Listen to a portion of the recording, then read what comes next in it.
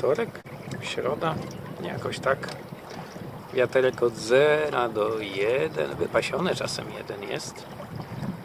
Puch pioła, wytrymowane lekko. Popatrzcie, jak maszt jest względem osi, tak?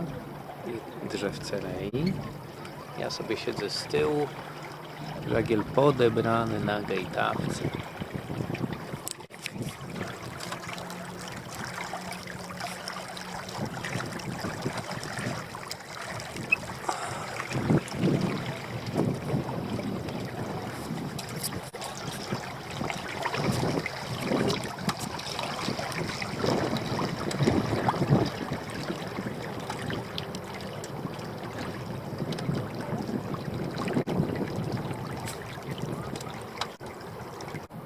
No i troszeczkę zdechło, trudno.